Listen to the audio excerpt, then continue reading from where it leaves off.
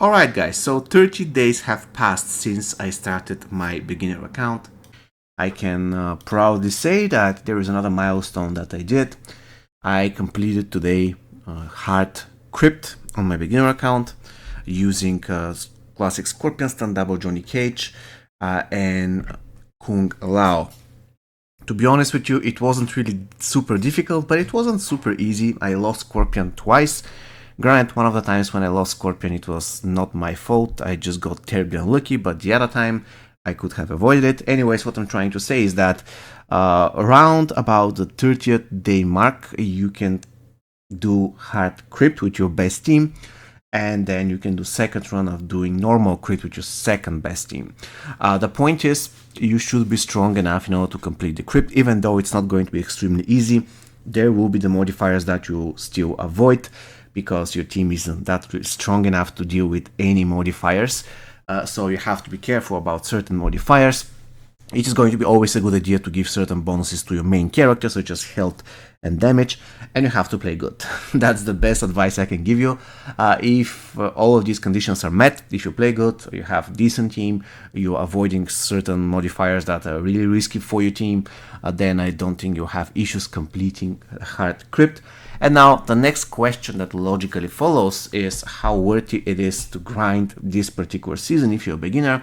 Now, right off the bat, when it comes to the diamonds and the golds in the store, none of them are really that incredible at Fusion Zero apart from the Elevated Kitana. However, she will only work if you already have very good outward characters. If you don't, then there is no point grinding for the Elevated Kitana. For instance, on my beginner account, currently I don't have really strong outward characters, apart from, I believe, Piercing, Melina, Fusion 3, so I wouldn't really care about the Elevated Kitana.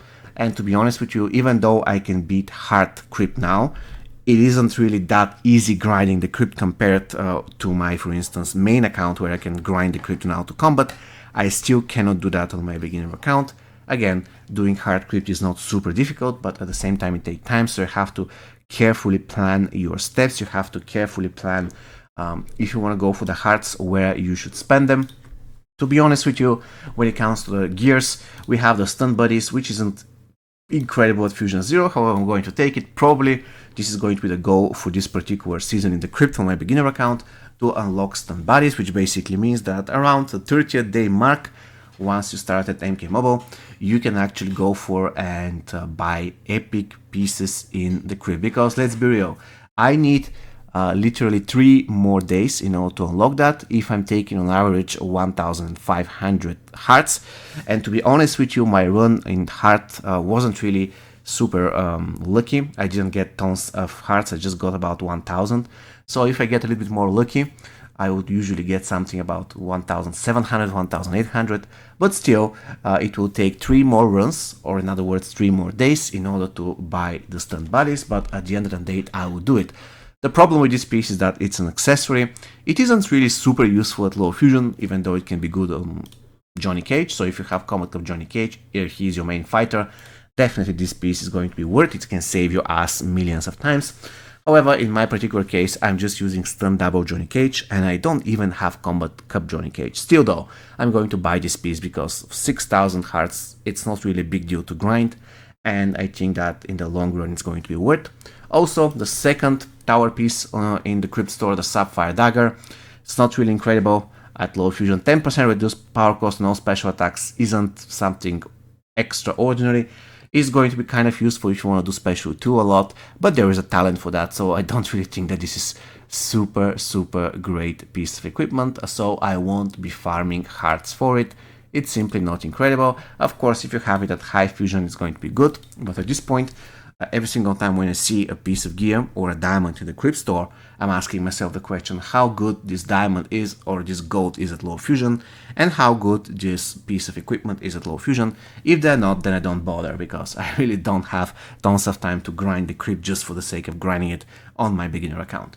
Alright guys, so if I have to summarize the video, around the 30th day, once you start MK Mobile, you should be able to grind the hard difficulty in the Krypt. Again, it's not going to be super easy, but it's definitely doable. And right around this time frame, you should be already it should be possible for you to buy golds, even diamonds. Now, I'm not quite sure whether I can grind 14,000 cards. Definitely, if I am to do that, I need to spend Krypt keys. But in my opinion, 10,000 is 100% possible. Probably you have to use just one Krypt key and a little bit of invigoration stones for your main team. But at the end of the day, it can be done.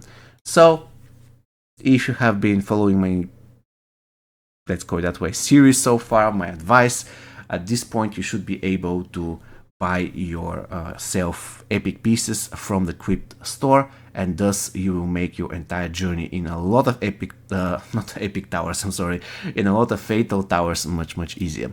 Alright guys, I hope you found this video useful. If you did, consider subscribing to the channel, give me a thumbs up, comment down below, and see you next time guys. Have an amazing rest of your day.